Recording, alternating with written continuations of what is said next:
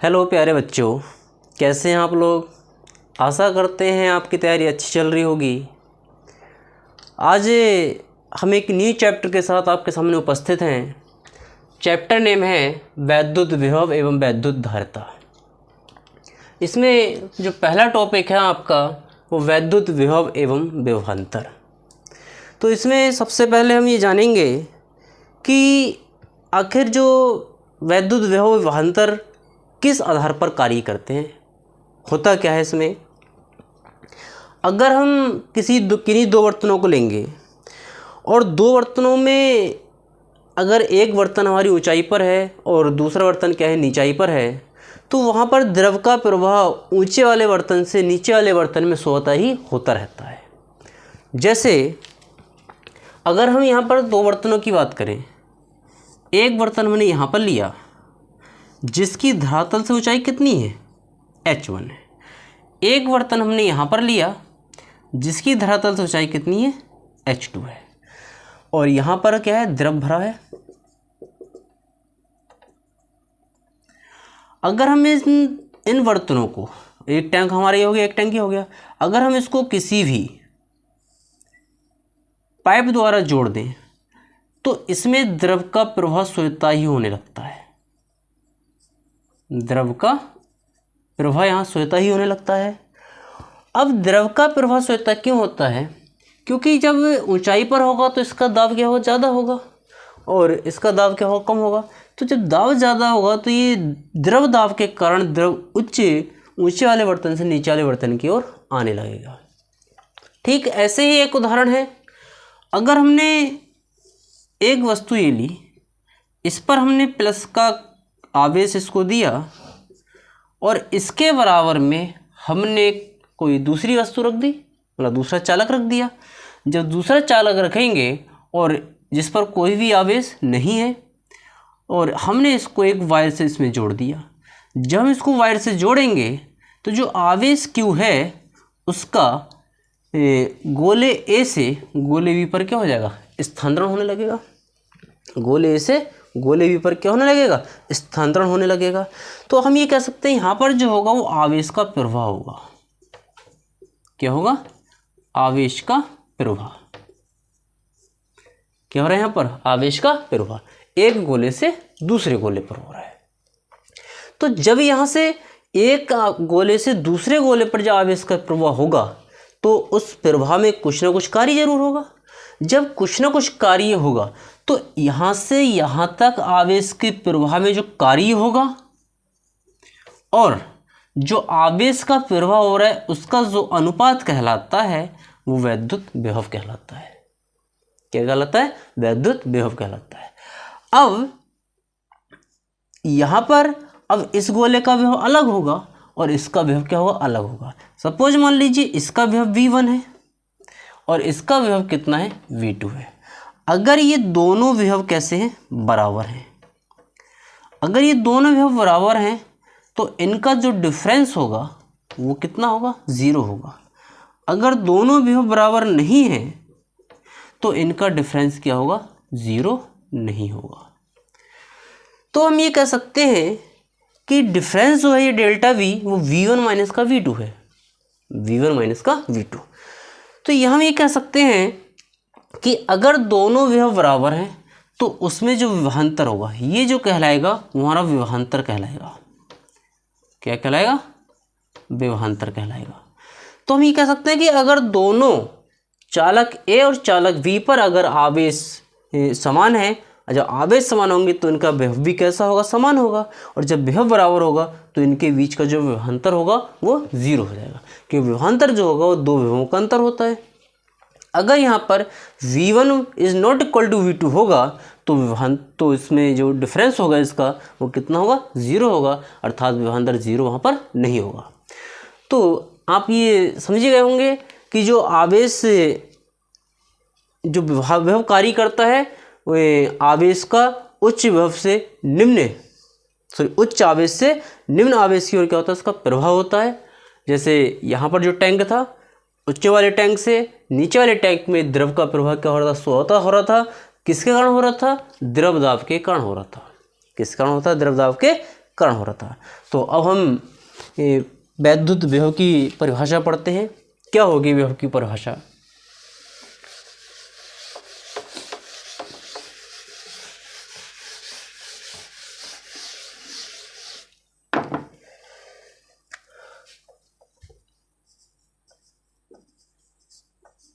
वैद्युत विभव, वैद्युत विभव में यहाँ क्या है, कोई आवेश है प्लस क्यू। यहाँ क्या है, कोई आवेश है प्लस क्यू। अब पहले ये आवेश हमारा कहाँ पर था? यहाँ कोई बिंदु है हमारा अनंत। क्या है, कोई बिंदु अनंत है। किसी आवेश को अनंत से किसी बिंदु तक लाने में, कहाँ से?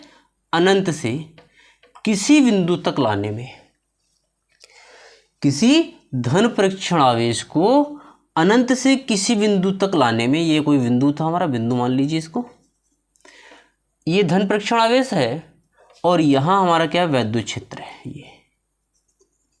ये क्या हमारा वैद्युत क्षेत्र है। तो कोई धन परीक्षण आवेश होगा जिसको हम अनंत से लेकर आएंगे और इस वैद्युत क्षेत्र के अंदर किसी बिंदु पर लेकर आएंगे। कोई बिंदु है O, इस धन परीक्षण आवेश Q नोड को अनंत से इस वैद्युत क्षेत्र के भीतर किसी बिंदु तक लाने में बाह्य स्रोत द्वारा किया गया कार्य तथा इस परीक्षण आवेश के अनुपात को वैद्युत विभव कहते हैं। क्या हो जाएगी डेफिनेशन? किसी धन परीक्षण आवेश को, किसी धन परीक्षण आवेश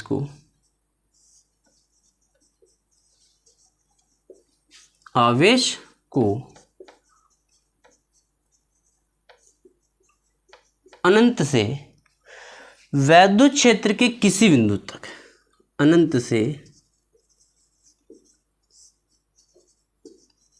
वैद्युत क्षेत्र के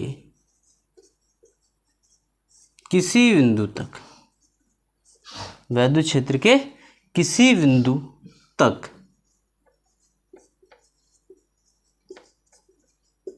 लाने में वैद्युत बल के विरुद्ध, वैद्युत बल के विरुद्ध किया गया कार्य तथा परीक्षण आवेश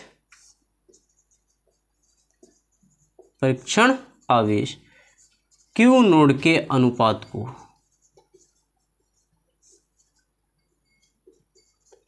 को उस बिंदु पर वैद्युत विभव कहते हैं। उस बिंदु पर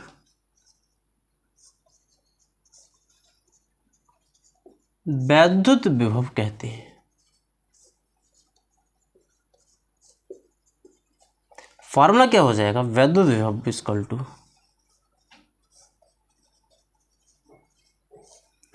V equal to W upon Q naught. क्या हो जाएगा? वैद्युत विभव W equal to Q naught. क्या है? ये कोई धन परीक्षण आवेश था, इसको हम अनंत से इस वैद्युत क्षेत्र के भीतर किसी बिंदु तक लाने में वैद्युत बल के विरुद्ध किया गया कार्य तथा परीक्षण आवेश Q नोड के अनुपात को उस बिंदु पर वैद्युत विभव कहते हैं। इसका जो फार्मूला है V equal to W upon Q naught. अगर यहाँ से हम इसके मात्रक की बात करें तो मात्रक क्या हो जाएगा? ऊपर क्या है? कार्य है, कार्य का मात्रक क्या होता है? जूल होता है। अपॉन में क्या है? आवेश है, आवेश का मात्रक क्या होता है? कूलाम होता है। तो इसका मात्रक जूल प्रति कूलाम होगा या इसको हम वोल्ट भी कहते हैं। क्या कहते हैं? वोल्ट। तो वैद्युत विभव का जो मात्रक होगा वो जूल प्रति कूलाम या वोल्ट होता है। अब इसी में एक टॉपिक है हमारा वैद्युत विभवांतर। ये हमने वैद्युत विभव को समझा, अब किसको समझेंगे? विभवांतर को।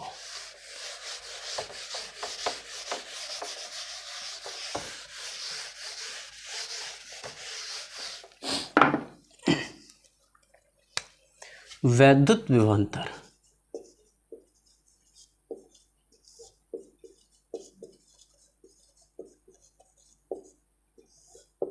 वैद्युत विभवांतर, वैद्युत विभवांतर में क्या होगा?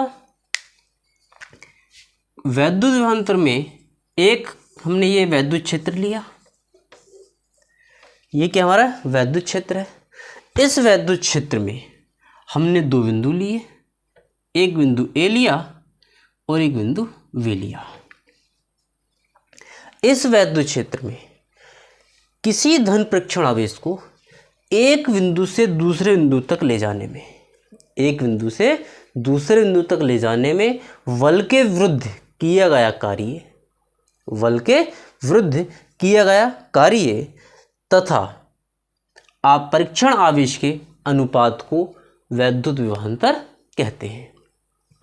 यहाँ पर जो विभव होगा वो किस बिंदु पर ज़्यादा होगा, बिंदु ए पर ज़्यादा होगा कि बिंदु बी पर ज़्यादा होगा। तो ये जो हमारा वैद्युत क्षेत्र है ये किसी धनावेश से आ रहा होगा, किससे आ रहा होगा? किसी धनावेश से आ रहा होगा। तो यहाँ पर अगर हम आपसे ये कहें कि इस पर बिंदु ए पर विभव ज़्यादा होगा कि बी पर ज़्यादा होगा, तो यहाँ जो विभव होगा वो बिंदु ए पर ज़्यादा होगा और बी पर क्या हो जाएगा? कम हो जाएगा। क्यों कम होगा? क्योंकि बिंदु ए पर वैद्युत क्षेत्र की तीव्रता ज़्यादा होगी और बी पर वैद्युत क्षेत्र की तीव्रता क्या होगी? कम होगी। तो यहाँ पर हम ये परिभाषा दे सकते हैं इसकी कि वैद्युत क्षेत्र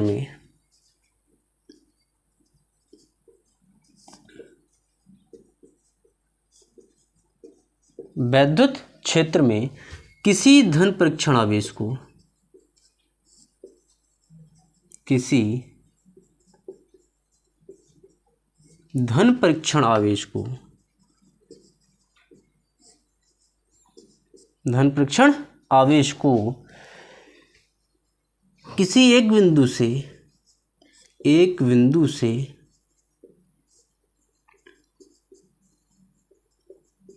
दूसरे बिंदु तक, एक बिंदु से दूसरे बिंदु तक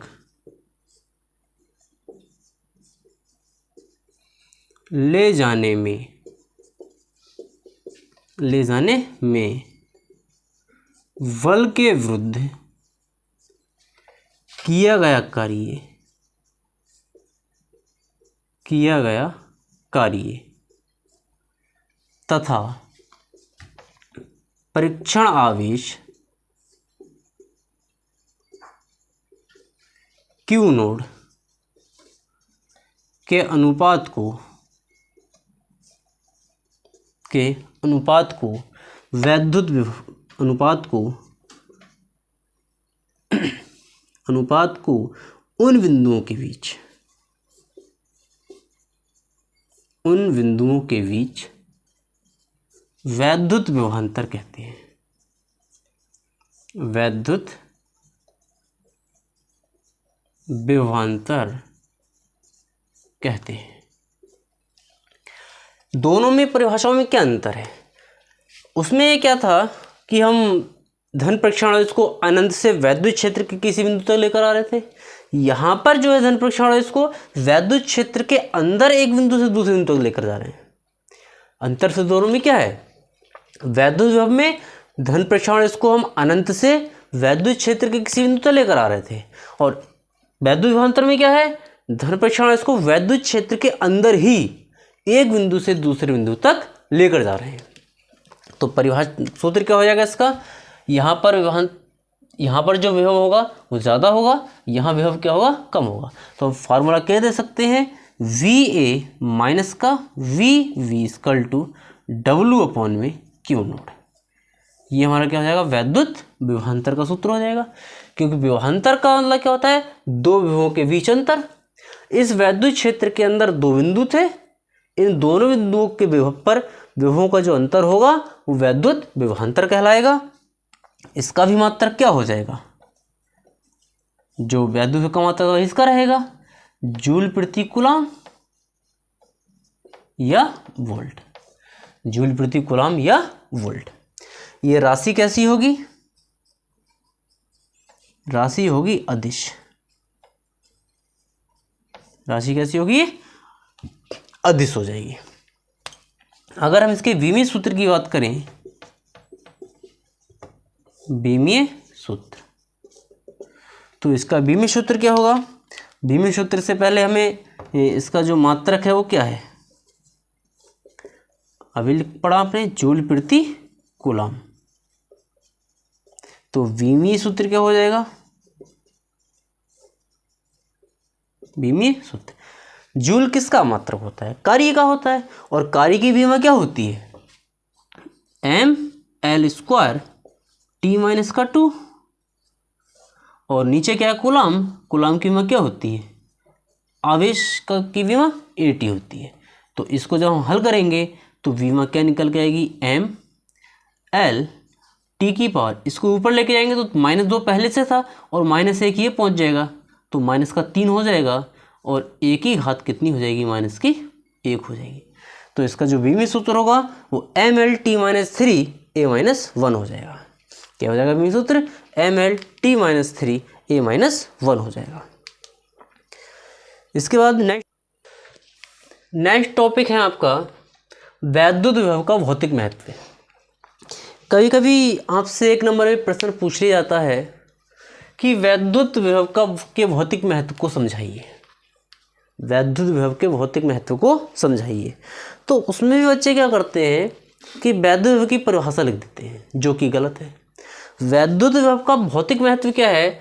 इन दोनों परिभाषाओं से पहले हमने आपको एक टॉपिक समझाया था। जैसे 2 टैंक लिए गए थे, तो ऊंचे वाले टैंक से नीचे वाले टैंक में द्रव का स्वतः प्रवाह हो रहा था। एक हमने 2 आवेश लिए थे, 2 चालक लिए थे, एक पर आवेश अधिक था, एक पर आवेश क्या था? कम था। तो उस पर भी क्या था? जिस पर आवेश अधिक था उसमें से कम आवेश वाले गोले पर आवेश का स्वतः ही क्या हो रहा था? स्थानांतरण हो रहा था। तो हम यहाँ पे कह सकते हैं कि वैद्युत विभव का इसका भौतिक महत्व क्या हो जाएगा? वैद्युत विभव का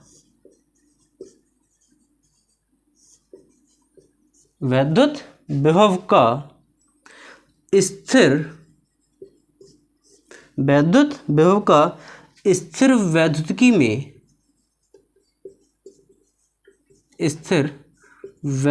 में वही महत्व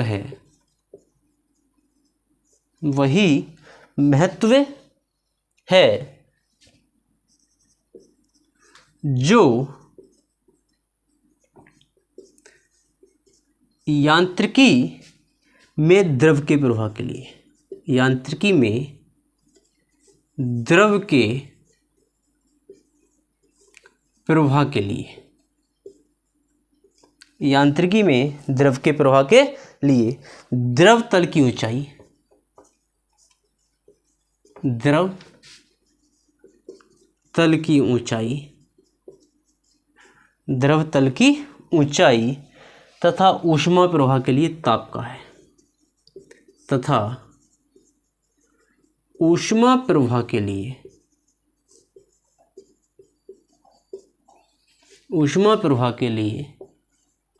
ताप का है।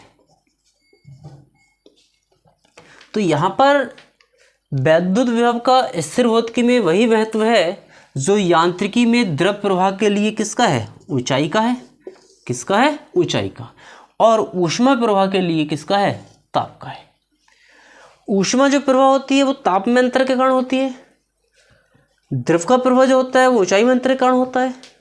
इसी प्रकार से जो वैद्युत विभव का प्रवाह होगा वो भी विभवों के अंतर के ही कारण होगा, या आवेशों के अंतर के कारण होगा। तो अगर आपसे पूछा जाए कि वैद्युत विभव का भौतिक महत्व क्या है, तो आप क्या लिखेंगे कि वैद्युत विभव का स्थिर भौतिकी में वही महत्व है जो यांत्रिकी में द्रव प्रवाह के लिए द्रव तल की ऊंचाई का है और ऊष्मा प्रवाह के लिए किसका है? ताप का है। कभी कभी आपसे इसमें पूछ लेता है कि पृथ्वी विभव के निर्देश के रूप में, ये पूछ लेता है कि पृथ्वी विभव के निर्देश के रूप में, यहां पर ये पूछ लेता है कि पृथ्वी पर कितना विभव होता है, पृथ्वी पर कितना विभव होता है। तो सबसे पहले आपको ये पता होना चाहिए कि पृथ्वी पर आवेश कितना होता है, पृथ्वी पर आवेश कितना होता है। तो यहाँ पृथ्वी क्या है, एक विशाल चालक है, पृथ्वी क्या है, एक विशाल चालक है, उसको हम कितना भी आवेश दे सकते हैं। कहने का मतलब क्या होगा कि पृथ्वी पर जो आवेश होता है वो कितना होता है, इन्फिनिटी होता है। आपसे पूछ लेगा कि क्या ऐसा कोई चालक है जिसको अनंत आवेश दिया जा सकता है, तो आंसर क्या होगा, पृथ्वी। क्या कोई ऐसा चालक है जिसको अनंत आवेश दिया जा सकता है, तो आंसर क्या होगा आपका, पृथ्वी। अब यहाँ पर पृथ्वी पर विभव कितना होगा इसकी बात हम करते हैं। पृथ्वी पर विभव कितना होगा, तो इसमें पहली बात तो हमें देखना होगा कि जब उस पर आवेश अनंत होगा तो विभव में जो परिवर्तन है वो कोई परिवर्तन उसमें नहीं होगा, मतलब पृथ्वी के विभव में कोई परिवर्तन नहीं होगा। और जब कोई परिवर्तन नहीं होगा तो हम ये कह सकते हैं कि पृथ्वी पर विभव कितना होगा, शून्य होगा। क्योंकि विभव में परिवर्तन तब होता जब आवेश में कोई अंतर होता। तो यहाँ से एक फार्मूला होता है जो आप आगे पढ़ेंगे, V = Q/C, V = Q/C। तो यहाँ से ये जो है Q = इन्फिनिटी, हम ये कह सकते हैं कि पृथ्वी की जो आवेश धारण करने की क्षमता होती है वो अनंत होती है। कितनी होती है, अनंत। तो यहाँ पर जो C है ये आवेश धारण करने की क्षमता को प्रदर्शित करता है और इसका मान हमारा कितना है, अनंत है। इसका मान कितना है, अनंत। और इन्फिनिटी से हम की संख्या भाग करते हैं तो मान कितना आता है, 0 आता है। तो मान कितना आता है, 0 आता है। तो मतलब यहाँ से एक दो प्रश्न ये बन जाते हैं कि क्या कोई ऐसा चालक है जिसको अनंत आवेश दिया जाता है, तो उत्तर क्या होगा, पृथ्वी होगा। पृथ्वी पर विभव कितना होता है, उत्तर क्या हो जाएगा, 0 हो जाएगा। कि मतलब पृथ्वी के आवेश धारण करने की क्षमता कितनी होती है, तो कितना हो जाएगा, अनंत हो जाएगा। नेक्स्ट टॉपिक है इसमें एकल बिंदु आवेश के कारण वैद्युत विभव।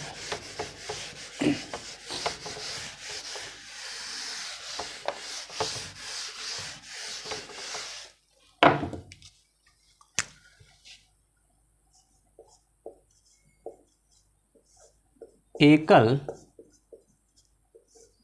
बिंदु आवेश के कारण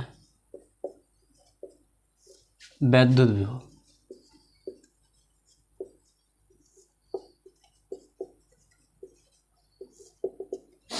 एकल बिंदु आवेश के कारण वैद्युत विभव। यहाँ पर हम कोई आवेश मानेंगे, बिंदु O है जहाँ पर कितना है, आवेश Q है। एक बिंदु O है जिस पर आवेश कितना है, Q है।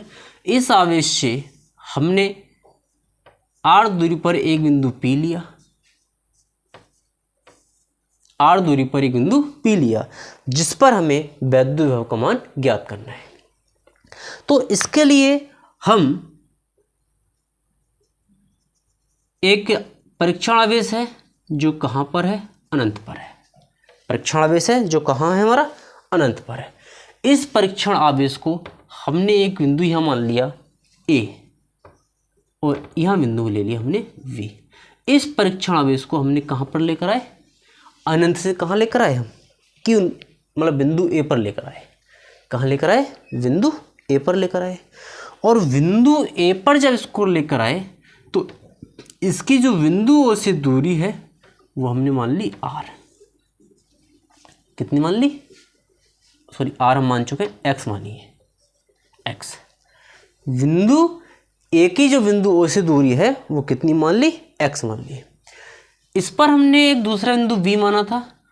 इसको परीक्षण आवेश को A से V तक हमने क्या किया, विस्थापित किया। और कितनी दूरी विस्थापित किया, dx दूरी। कितनी दूरी विस्थापित किया, dx दूरी। तो हम यहाँ मान लेंगे, माना एक बिंदु आवेश प्लस Q, माना एक बिंदु आवेश प्लस Q पराद्युतांक K वाले माध्यम में, परावैद्युतांक के वाले माध्यम में बिंदु O पर स्थित है।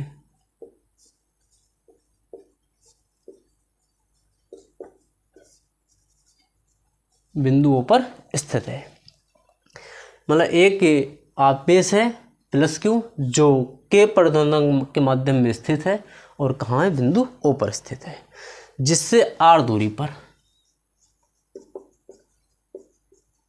जिससे R दूरी पर वैद्युत विभव ज्ञात करना है। R दूरी पर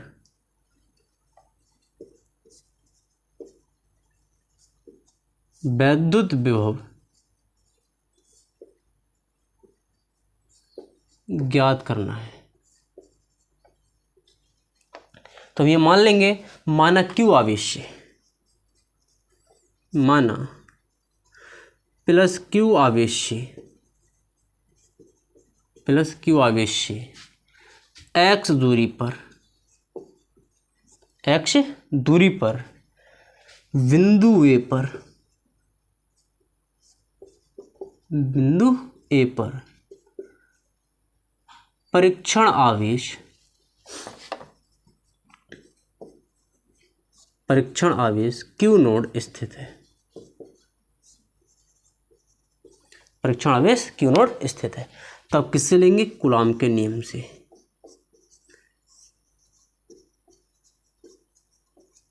कूलाम के नियम से जब इस बिंदु आवेश से x दूरी पर एक परीक्षण आवेश Q नोड है और जहाँ पर दो आवेश होते हैं तो वहाँ कौन कार्य करता है, वैद्युत बल कार्य करता है। और वैद्युत बल कार्य जो करता है वो किसके अनुसार कार्य करता है, कूलाम के नियम के अनुसार कार्य करता है। तो कूलाम का नियम आपने क्या पढ़ा था कि किन्हीं दो स्थिर बिंदु आवेशों के बीच लगने वाला वैद्युत बल दोनों आवेशों के गुणनफल के अनुपाती तथा उनके बीच की दूरी के वर्ग के व्युत्क्रमानुपाती होता है। तो यहाँ से जो बल F आएगा निकल के कूलाम के नियम से कितना हो जाएगा, 1/4πε0K इंटू में Q1 की जगह Q हो गया और Q2 की जगह Q नोड हो गया, अपॉन में कितना हो गया, x², अपॉन में कितना हुआ, x²। अब यदि इस परीक्षण आवेश को हम बिंदु A से बिंदु V तक सूक्ष्म दूरी dx क्या कर दे, विस्थापित कर दे, तो सूक्ष्म दूरी dx जब विस्थापित करेंगे तो इनके बीच कुछ ना कुछ कार्य होगा। जब हम इस परीक्षण आवेश को A से B तक विस्थापित करेंगे और इस पर जो बल लग रहा है वो आगे की ओर लगेगा, क्योंकि आवेश कौन सा है हमारा, आवेश कौन सा है, पॉजिटिव है। तो अब इससे इसको हम क्या लेकर जाएंगे, इस बल के विरुद्ध लेकर जाएंगे, इस बल के विरुद्ध लेकर जा रहे हैं। तो जब इस बल के विरुद्ध लेकर जाएंगे तो वाही स्रोत द्वारा कुछ ना कुछ हमें कार्य करना पड़ेगा ना। और कार्य क्या होता है, कार्य हो रहा होता है बल गुणा विस्थापन। विस्थापन कितना हुआ, dx, और कार्य बल कितना हुआ, F। तो इस F की और dx की जो गुणा होगी वो किसके बराबर हो जाएगी, किए गए कार्य के बराबर होगी। तो यहाँ पे क्या लेंगे हम, परीक्षण आवेश को,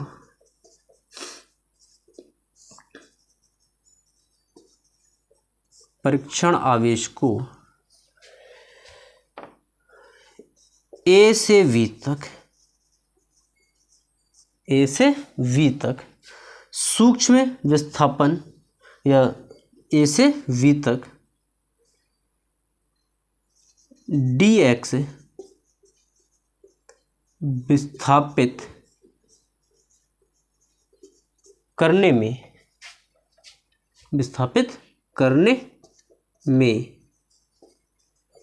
किया गया कार्य। अब जब सूक्ष्म विस्थापन दे रहे हैं इसको तो कार्य भी क्या होगा, सूक्ष्म हो जाएगा। तो dw इक्वल टू कितना हो जाएगा, F इंटू में dx, कितना हो, F इंटू में dx। तो dw इक्वल टू हम, अब चूंकि यहाँ डॉट प्रोडक्ट हो रहा है तो डॉट प्रोडक्ट में क्या होता है, कॉस आता है, क्या आता है, कॉस। तो F dx कॉस थीटा आता है, थीटा की जगह कितना लेंगे हम, 180 लेंगे। कितना लेंगे, 180। क्यों लेंगे 180, क्योंकि यहाँ पर जो है इस बल के बिल्कुल विपरीत लेकर जा रहे हैं, इस बल के क्या लेकर जा रहे हैं, विपरीत लेकर जा रहे हैं। तो यहाँ पर जो f और dx के बीच जो कोण बनेगा वो कितना बन जाएगा 180, और cos 180 का मान कितना होता है -1 होता है। तो यहाँ से जो dw निकल कर आएगा वो माइनस का f इंटू डी एक्स हो जाएगा। कितना होगा f into D x. F की यहाँ वैल्यू पुट कर देंगे तो dw इक्वल टू माइनस का 1 में 4 पाई एप्सिलॉन नोड के इंटू में क्यू नोड अपॉन में एक्स स्क्वायर डी एक्स, ये निकल कर आएगा। आगे जब इसको हम हल करेंगे तो यहाँ पर ये कार्य तो क्या हुआ हमारा, ए से वी तक डी एक्स स्थापित करने में क्या कार्य हो गया। अब इसको अनंत से बिंदु पी तक लाने में क्या कार्य है। अब क्या लेंगे, क्यू नोड को अनंत से पी तक लाने में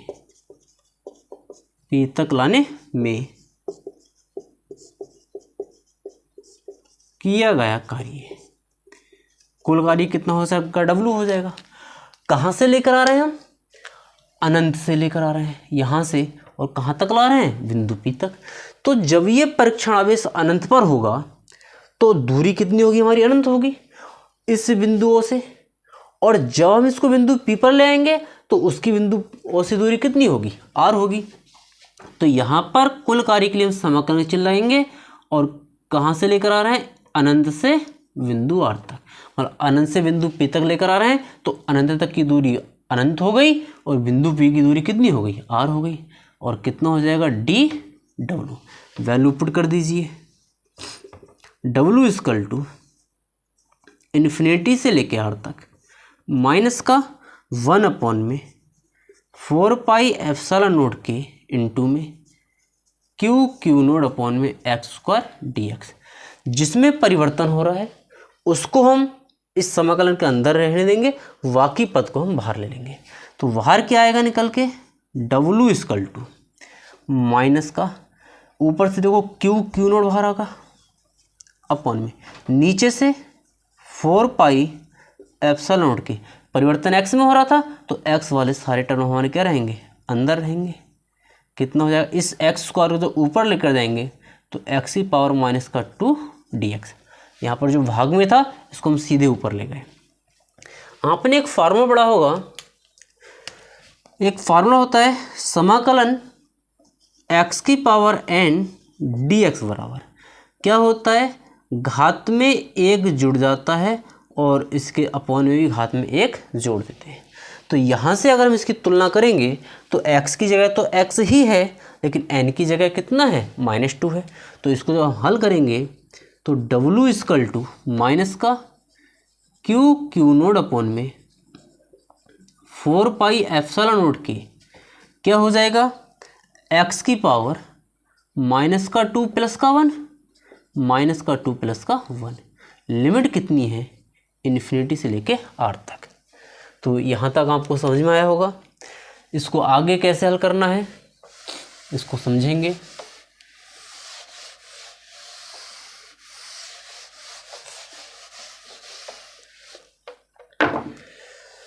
आगे क्या होगा इसमें, W इक्वल टू माइनस का क्यू नोड अपॉन में 4 पाई एप्सिलॉन नोड के इंटू में, ऊपर x की पावर कितनी बचेगी, माइनस का 1, नीचे माइनस का 1 अपॉन इन्फिनिटी से लेके R तक।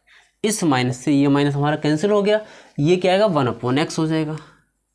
तो W equal to Q naught upon में 4 पाई एप्सिलॉन नोड के ब्रैकेट में, इसको नीचे लेके आएंगे और अप्लाई लिमिट कर देंगे तो ये हो जाएगा 1 अपॉन R माइनस का 1 अपॉन इन्फिनिटी। पहले हम अपर लिमिट लगाते हैं और फिर हम कौन से लगाते हैं, लोअर लिमिट लगाते हैं। बीच में चिन्ह किसका रहता है, माइनस का। ये हमारी उच्च सीमा है, ये हमारी निम्न सीमा है। तो पहले हम उच्च सीमा लगाते हैं, इस x की पावर -1 को हम नीचे लेके जाएंगे तो 1 अपॉन x हो जाएगा। पहले x की जगह R लगाएंगे, फिर x की जगह क्या लगाएंगे, इन्फिनिटी। इन्फिनिटी की संख्या को भाग देते हैं, क्या आता है, 0 आता है।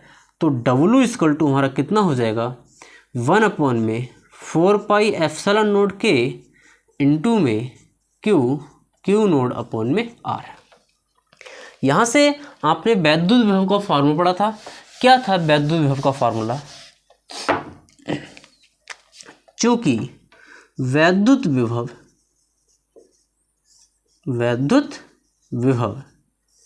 V equal to W upon में Q naught, V equal to W upon Q naught. तो यहाँ से हम ये लिख सकते हैं, इस Q नोट को इसके भाग में ले आएंगे तो W अपॉन में Q नोट, यहाँ से Q नोट हमारा हट जाएगा। तो W अपॉन Q नोट का मान कितना आ गया, मतलब दोनों की तुलना कर लेंगे तो 1 अपॉन में 4 पाई एप्सिलॉन नोट के इंटू में कितना हो जाएगा, Q अपॉन में R।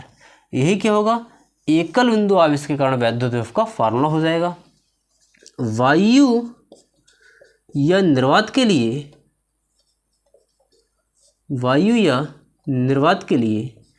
K का मान 1 होता है तो V इक्वल टू कितना हो जाएगा, 1 upon 4 pi epsilon note Q upon में R। ये हमारा एकल बिंदु आवेश के कारण वैद्युत विभव का फार्मूला हो जाएगा। वायु निर्वात के लिए परावर्तन का मान 1 होता है। अगर इसी की जगह हमसे क्या कह दे, कोई धातु कह दे, तो धातु के लिए जो परावर्तन का मान होता है वो इन्फिनिटी होता है। अगर हमसे जल कह दे तो जल के लिए परावर्तन का मान कितना होता है, 80 होता है। और किसी परावैद्युत के लिए कह दे तो परावैद्युत के लिए इसका मान कितना होता है, 6 होता है। किसी परावैद्युत पदार्थ के लिए परावैद्युतांक 6 होता है, किसी धातु के लिए परावैद्युतांक इन्फिनिटी होता है, जल के लिए परावैद्युतांक 80 होता है और वायु निर्वात के लिए परावैद्युतांक कितना होता है, 1 होता है।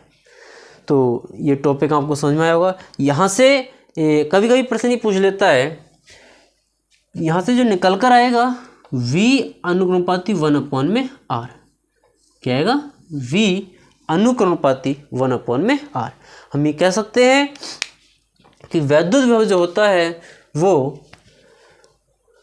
आप बिंदु आवेश से दूरी R के व्युत्क्रमानुपाती होता है।